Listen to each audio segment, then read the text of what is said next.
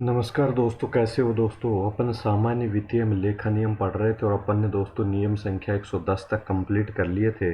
आगे के नियम अपन नहीं कर पाए थे क्योंकि दोस्तों मैं एक किताब यानी कि एक पुस्तक लिखने के कार्य में व्यस्त था दोस्तों। जैसे ही मुझे समय मिला मैं आपसे रूबरू होने के लिए आया हूँ दोस्तों। नियम संख्या 111 से लेकर 112, 113, 114 और 115 दोस्तों आज की क्लास में अपन 5 नियम देखेंगे।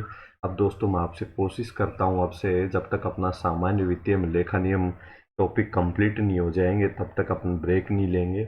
और जैसे ही अपना सामान्य वित्तीय में लेखा नियम का टॉपिक कंप्लीट होगा उसके बाद दोस्तों अपन प्रीवियस ईयर के तीनों पेपर 2011 का, 2013 में जो एग्ज़ाम हुई थी जूनियर अकाउंटेंट की उसका, और 2016 में जो पेपर हुआ था, तीनों पेपर अपन सोल्व करेंगे। और तीनों पेपर सोल्व करके और फिर अपन सामान्य वित्तीय लेखा नियम को कंप्लीट करके आगे बढ़ेंगे। तो दोस्तों सबसे पहले अपन आज नियम संख्या 111 समझेंगे। दोस्तों नियम संख्या 111 क्या कहता है, एक एक करके नियम समझेंगे। फिर मैं आपको स्क्रीनशॉट लेने के लिए भी समय भी दूंगा और आपको बिल्कुल फेयर लिखा हुआ आप उपलब्ध भी कराऊंगा। अगर आप शुरू से क्लास से देखते आ रहे हैं तो आपको पता होगा अपना पढ़ने का तरीका। तो नियम संख्या 111 दोस्तों, ये नियम संख्या 111 कहता क्या है। ये कहता है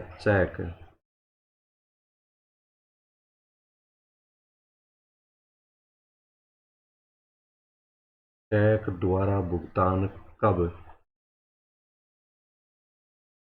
माना जाएगा। दोस्तों नियम संख्या 111 क्या कहता है, चेक द्वारा भुगतान कब माना जाएगा। दोस्तों ये चेक जब चेक पे हस्ताक्षर कर देगा डीडीओ तब माना जाएगा चेक द्वारा भुगतान, या फिर चेक संबंधित पक्षकार को दे दिया जाएगा तब भुगतान माना जाएगा, या दोस्तों वो चेक से बुना लेगा यानी कि चेक को चेक से पैसे प्राप्त कर लेगा बैंक से तब भुगतान माना जाएगा। तो भुगतान कब माना जाएगा इसके संबंध में सामान्य वित्तीय लेखा नियम में जो बातें कही गई है वो नियम संख्या 111 में। तो दोस्तों आप याद रख लेना सीधा। सामान्य वित्तीय लेखा नियम में मैंने देखा है 25 क्वेश्चन अपने जूनियर अकाउंटेंट में पहले आते थे। तो जब तक जो ये 25 क्वेश्चन आते हैं इनमें 25 क्वेश्चनों में से आप मान के चलिए बहुत सारे क्वेश्चन तो हेडिंग से कौन से नियम में किसके संबंध में वर्णन किया गया है इससे संबंधित आपको 5 से 7 क्वेश्चन तो ऐसे मिल जाएंगे। चेक द्वारा भुगतान कब माना जाएगा, ये किस नियम में वर्णित है, या नियम संख्या 111 किससे संबंधित है। तो चेक द्वारा भुगतान कब माना जाएगा, भुगतान की डेट के संबंध में, कब माना जाएगा उसके संबंध में। तो आपको हेडिंग और नियम संख्या तो तुरंत याद कर लेनी चाहिए। इन्हीं के आधार पर आपको सभी सामान्य वित्तीय लेखा नियम आपको याद होंगे कि किससे संबंधित कौन सा नियम है। तो दोस्तों हेडिंग आप तुरंत याद कर लें। तो अपन इसमें पॉइंट नंबर 1 देखेंगे। दोस्तों चेक द्वारा भुगतान कब माना जाएगा, जब जो दोस्तों क्या किया जाएगा, चेक क्या किया जाएगा, सौंपा जाएगा।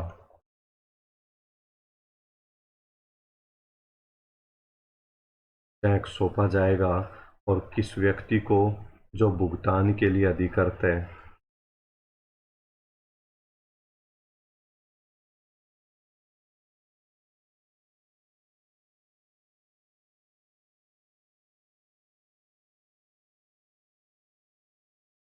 तो दोस्तों चेक द्वारा भुगतान कब माना जाएगा इस संबंध में अपना एक पॉइंट दे रखा है। चेक से भुगतान कब माना जाएगा, जब चेक सौंपा जाएगा। और सौंपा किसको जाएगा, भुगतान के लिए जो व्यक्ति अधिकृत है यानी कि जिस व्यक्ति को भुगतान करना है उस व्यक्ति को चेक सौंपा जाएगा। उसी तारीख को भुगतान की दिनांक माना जाएगा। ठीक है दोस्तों। और दूसरा हो गया, एक पॉइंट और है, यदि दोस्तों चेक उस संबंधित व्यक्ति को भुगतान नहीं किया गया है और चेक क्या किया गया है, डाक द्वारा।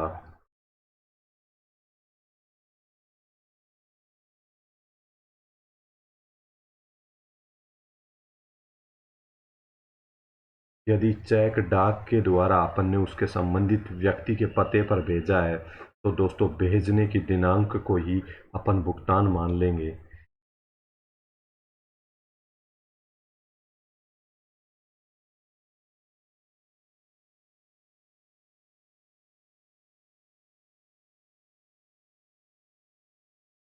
तो दोस्तों चेक द्वारा भुगतान कब माना जाएगा, इस संबंध में अपन नियम संख्या 111 पढ़ रहे हैं। चेक द्वारा भुगतान कब माना जाएगा, इस संबंध में अपन नियम 111 पढ़ रहे हैं। भुगतान कब माना जाएगा, जब संबंधित व्यक्ति को डायरेक्ट उसके हाथ में चेक सौंप रहे हैं तो सौंपने की तिथि को ही चेक का भुगतान द्वारा पैसे का भुगतान मान लिया जाएगा। डाक द्वारा अगर भेजा गया तो भेजने की दिनांक को ही चेक का भुगतान मान लिया जाएगा। तो दोस्तों अपन ने नियम संख्या 111 समझा। अब अपन नियम संख्या 112 को समझेंगे। स्क्रीनशॉट लेने के लिए सामान्य वित्तीय लेखा नियम में आप एक एक नियम का स्क्रीनशॉट लेते चलें। दोस्तों नियम संख्या 111 का आप स्क्रीनशॉट ले लें, आपके सामने है फेयर रूप में आपको नोट्स बनाने के लिए। नियम संख्या 111 का आपने स्क्रीनशॉट ले लें। दोस्तों मैं उम्मीद करता हूँ आपने नियम संख्या 111 का स्क्रीनशॉट ले लिया होगा। अब अपन नियम 112 देखेंगे।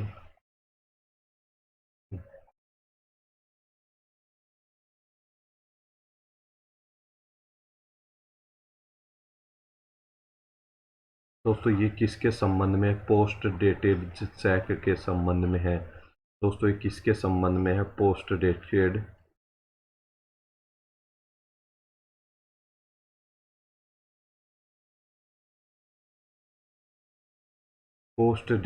चेक के संबंध में अपना नियम संख्या 112 है। नियम संख्या 112 किसके संबंध में है, पोस्ट डेटेड चेक के संबंध में। दोस्तों पोस्ट डेटेड चेक होता क्या है, दोस्तों जिस चेक के ऊपर भविष्य की कोई तारीख लिखी हुई होती है। जैसे मैं आपको कोई चेक देता हूँ और मैं आज आपको कोई चेक दे रहा हूँ। आज कितने तारीख हो गई दोस्तों, आज 15 तारीख है। और मैं आज आपको 17 या 20 तारीख का की डेट डाल के चेक पे दूंगा। तो दोस्तों उसी चेक पे जो अपन ने डेट डाली है, उस चेक के भुगतान की डेट उसी तारीख से भुगतान योग्य समझा जाएगा। उससे पहले पेमेंट कैसे होगा, जिस पे चेक की डेट डाल रखी है वो पोस्ट डेटेड है, वो आगे की जो डेट है वो अभी तारीख आई ही नहीं है, तो उससे पहले भुगतान कैसे होगा। तो दोस्तों ऐसा नहीं हो सकता। तो ये चेक क्या कि नियम संख्या 112 क्या कहता है, पोस्ट डेटेड चेक के संबंध में है। तो चेकों पर अगर ये लिखा हुआ है, कोई विशेष तारीख डली हुई है कि इससे पहले भुगतान नहीं किया जा सकता, तो उस भुगतान कब होगा, भुगतान योग्य कब समझा जाएगा, उस निर्धारित तारीख के बाद। तो दोस्तों अब अपन लिखेंगे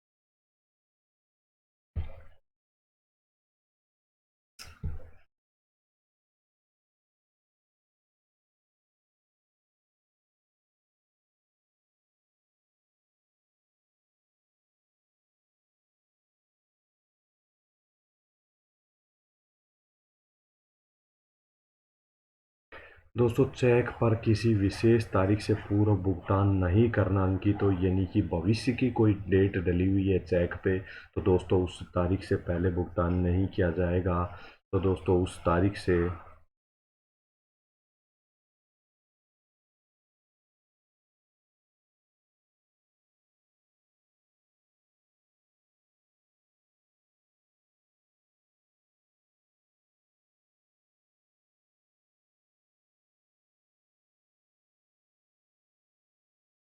तो दोस्तों अपन ने नियम संख्या 112 किससे संबंधित है, आप याद रखना। नियम संख्या 111 किससे संबंधित था, भुगतान की कब माना जाएगा, भुगतान की डेट से संबंधित था कि किस तारीख को भुगतान माना जाएगा। पोस्ट डेटेड चेक के संबंध में पूछे तो नियम संख्या 112 है। अपन ने अभी देखा, इसका सीधा सा मतलब आप अपने सब सरल शब्दों में आप समझिएगा। मैं आपको कोई चेक देता हूँ आज 15 तारीख और 20 तारीख उस चेक पे डाल के देता हूँ तो दोस्तों वो 20 तारीख से पहले वो चेक भुगतान योग्य नहीं होगा। तो भुगतान योग्य देय कब माना जाएगा? 20 तारीख के बाद माना जाएगा। तो नियम संख्या 112 आपने देखा। अब आप नियम संख्या 112 का अगर स्क्रीनशॉट लेना चाहते हैं तो दोस्तों नियम संख्या 112 आपके सामने, आप इसका स्क्रीनशॉट ले लीजिए। नियम संख्या 112 स्क्रीनशॉट ले लीजिए। मैंने आपको समझा दिया कहता क्या है। नियम संख्या 113 देखेंगे अपन।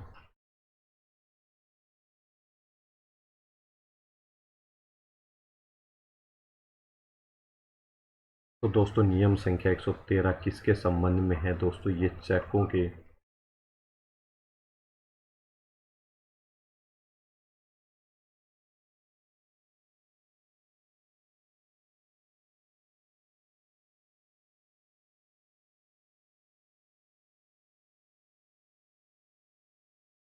दोस्तों चेकों के प्रस्तांकन के संबंध में ये दे रखा है नियम संख्या 113। और चेकों का प्रस्तांकन होता क्या है? तो दोस्तों एंडोर्समेंट ऑफ चेक्स, दोस्तों कॉमर्स के भी विद्यार्थी बिल्कुल आसानी से समझते हैं एंडोर्समेंट ऑफ द चेक, लेकिन मैं आपको भी सरल शब्दों में समझाने का प्रयास करूंगा। एंडोर्समेंट ऑफ चेक क्या होता है दोस्तों? चेकों का प्रस्तांकन क्या होता है दोस्तों? इसको कहते हैं इंग्लिश में एंडोर्समेंट ऑफ चेक।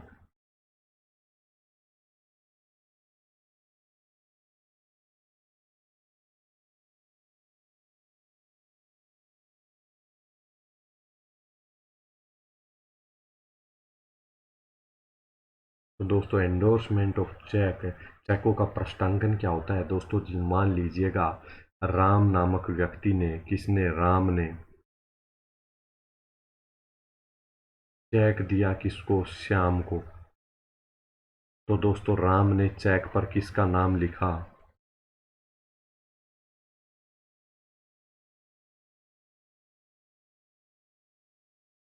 तो दोस्तों चेक पर नाम किसका आएगा? श्याम का आएगा।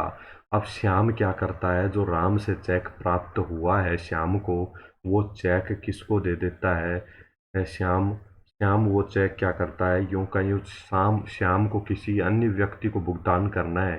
तो अन्य व्यक्ति को भुगतान करना है तो श्याम श्याम ये कोशिश करता है कि यार मैं खुद इसको नया चेक जारी करूंगा, इससे अच्छा है ना राम से मेरे पास जो चेक आया वो इसको दे देता हूँ, ये डायरेक्ट पेमेंट प्राप्त कर लेगा। तो श्याम खुद एक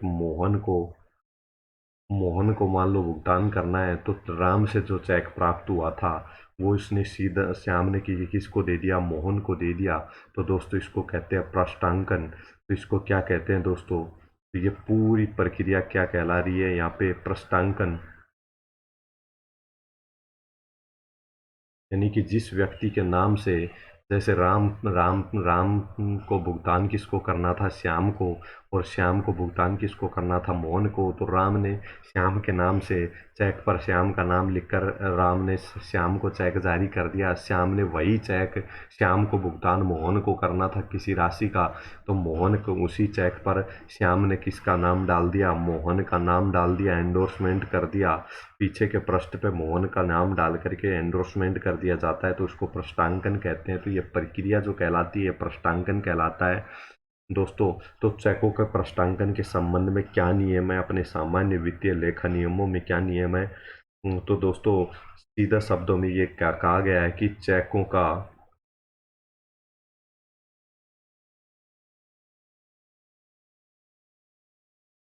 का प्रस्तांकन क्या केवल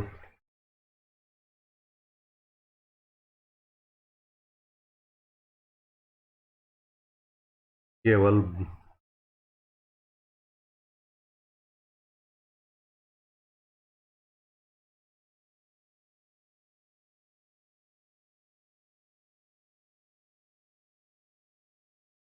तो दोस्तों चेकों का प्रस्तांकन केवल किस व्यक्ति को किया जा सकता है? वो जिसको भुगतान किया जाना है उस पर पार्टी के पक्ष में केवल एक बार चेक का प्रस्तांकन किया जाएगा। सामान्य नियम ये है।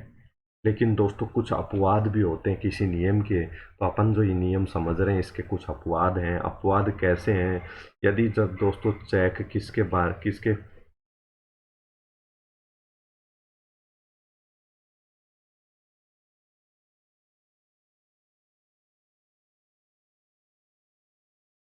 दोस्तों इस नियम के अपवाद भी हैं, यहाँ देखिएगा।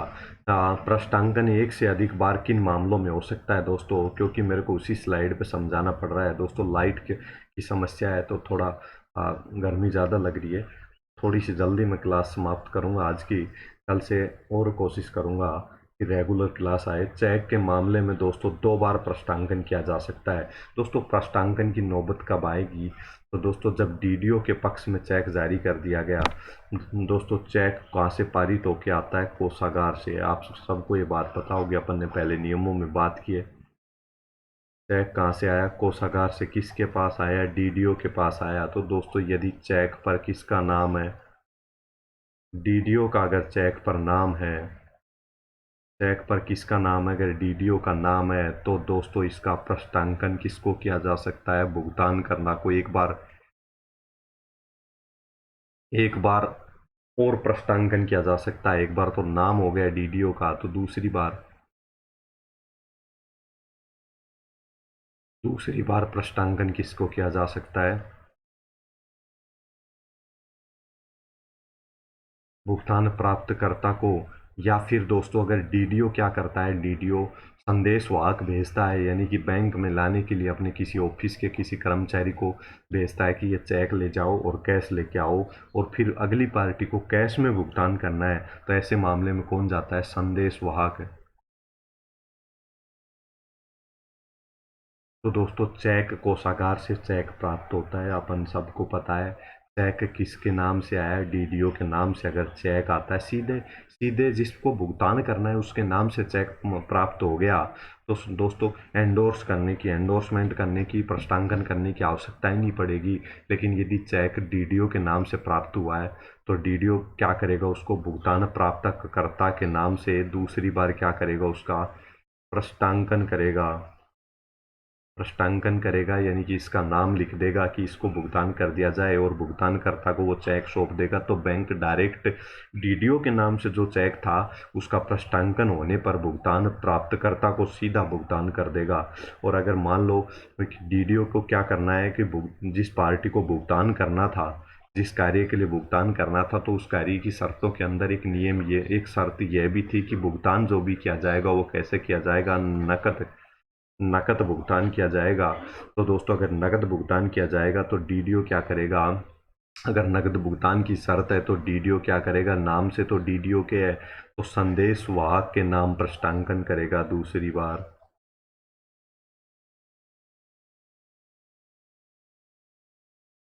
दूसरी बार प्रश्नांकन किसके नाम से करेगा? संदेश वाहक के नाम से करेगा।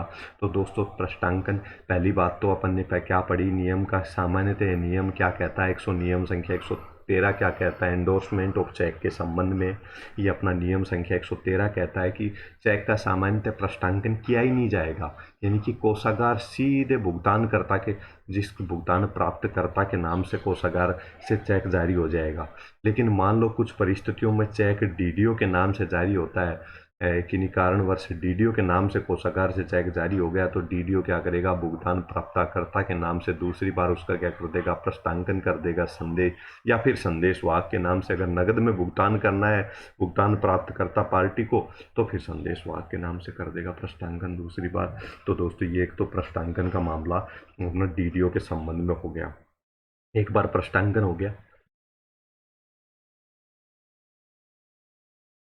चेक के मामले में प्रश्नांकन कितनी बार किया जा सकता है? 2 बार। कब? जब डीडीओ के पक्ष में चेक जारी किया जाता है, अपन ने अभी समझा है। तो संदेश वाहक के पक्ष में या संग्रह के लिए संबंधित पक्ष पार्टी के संबंध में कि संबंधित पार्टी सीधा बैंक से भुगतान प्राप्त कर ले, तो उसे संबंधित पार्टी के पक्ष में प्रश्नांकन किया जाएगा। अब अगला पॉइंट क्या है? जब बैंकर के संबंध में चेक का प्रश्नांकन किया जाता है दोस्तों, जब क्या किया गया है, डीडीओ ने सीधे बैंक में, जो बैंकर जो है बैंक में, बैंक के संबंध में चेक का प्रश्नांकन कर दिया। मान लो कोषागार से जो चेक प्राप्त हुआ है वो बैंकर के पक्ष में प्राप्त हुआ है, तो बैंकर द्वारा केवल संग्रह के लिए एक संदेश वाहक के पक्ष में या दूसरा प्रश्नांकन किया जा सकता है। तो दोस्तों अगर बैंकर के पक्ष में यानी कि बैंक के पक्ष में अगर प्रश्नांकन कर दिया गया है, यानी कि चेक सीधा बैंक के नाम से जारी कर दिया गया है, तो बैंक क्या करेगा? एक संदेश वाहक के पक्ष में उसका प्रश्नांकन, यानी कि जो डीडीओ से जो पैसा लेने के लिए आया है यानी कि दो संबंधित कार्यालय से डीडीओ के द्वारा जो पैसे लेने के लिए भेजा है उसको संदेश वाहक कहते हैं, तो संदेश वाहक के पक्ष में करेगा। दूसरा प्रश्नांकन किया जाएगा, या संग्रह के लिए, केवल संग्रह के लिए एक संदेश वाहक के पक्ष में प्रश्नांकन किया जाएगा, यानी बैंक के नाम से अगर डायरेक्ट जारी कर दिया गया तो दोस्तों सीधा संदेश वाहक के पक्ष में भुगतान कर दिया जाएगा। तो दोस्तों अगर आपको फिर भी ये नियम समझ में नहीं आया, मैंने कोशिश की है समझाने की, लेकिन मेरा भी थोड़ा दोस्तों फ्लो बिगड़ा हुआ है, क्योंकि काफ़ी दिन बाद मैं आपको ऑनलाइन पढ़ाने के लिए आया हूँ, तो थोड़ा सा मेरे को भी बोलने में, शब्दों में डिफ़िकल्टी अनुभव हो रही है, क्योंकि हैबिट में नहीं है। 20-22 दिन से अपनी क्लास नहीं हो पाई थी, मैं बुक लिखने के कार्य में व्यस्त था दोस्तों, अपनी नियम संख्या। लेकिन हाँ, आप पहले एक एक नियम को नोट कर लेना, फिर उसके बाद अपनी क्लास देखोगे, स्क्रीनशॉट ले लेना, क्लास को खोल के स्क्रीनशॉट ले लेना, एक एक नियम को नोट कर लेना, फिर अपनी क्लास देखना, आपको एक एक नियम समझ में आ जाएगा। फिर भी अगर आपको समझ में नहीं आए तो दोस्तों कमेंट बॉक्स आपके लिए हमेशा अवेलेबल है, कमेंट बॉक्स में कमेंट करना, मैं आपको समझाऊंगा। अब दोस्तों नियम 114 की अपन बात करें तो दोस्तों नियम 114 अपने सिलेबस से हटा दिया गया है, लेकिन दोस्तों अपने को सिर्फ नियम 114 किससे संबंधित है ये बात तो याद रखनी होगी, क्योंकि वो हेडिंग पूछ सकता है। तो साख पत्र से भुगतान के संबंध में कौन सा नियम है, तो नियम संख्या 114 है। अपन सीधे शब्दों में उत्तर दे देंगे, अंदर की डिटेल इस नियम में क्या दे रखा है ये नहीं पूछेगा, क्योंकि अब ये नियम वर्तमान समय में डिलीट कर दिया गया है, सामान्य वित्तीय लेखा नियमों में से हटा दिया गया है। और अब अगला नियम संख्या 115, ये नियम भी दोस्तों डिलीट कर दिया गया है। सामान्य वित्तीय लेखा नियम में साख पत्र का लैप्स होना, यानी कि वैलिडिटी, साख पत्र से भुगतान के संबंध में, वैलिडिटी के संबंध में, यानी कि दोनों 14 और 15 साख पत्र से भुगतान के संबंध में थे, ये दोनों डिलीट कर दिए गए। तो आपको सिर्फ ये याद रखना है कि साख पत्र के भुगतान के संबंध में कौन सा नियम है, नियम 114। साख पत्र की वैलिडिटी के संबंध में कौन सा है, तो नियम संख्या तो 115। इनमें अपन को दो ही बातें याद रखनी है दोस्तों। सामान्य वित्तीय लेखा नियम जैसे ही अपना कंप्लीट होगा उसके बाद अपन क्वेश्चन लेके आएंगे, और उसके बाद अपन दोस्तों हर एसआर कंप्लीट करेंगे। टेंशन ना लें दोस्तों, सामान्य वित्तीय लेखा नियम अब रेगुलर आएंगे, डेली एक क्लास आपको उपलब्ध होगी। दोस्तों मैं काफ़ी दिनों बाद आया हूँ तो थोड़ा सा मेरी फ्रिक्वेंसी में भी प्रॉब्लम आ रही है, तो दोस्तों अब अपन नेक्स्ट क्लास में और अच्छे से करेंगे। धन्यवाद दोस्तों, आज की क्लास में इतना ही। अब अपन देखेंगे नेक्स्ट क्लास में। धन्यवाद दोस्तों।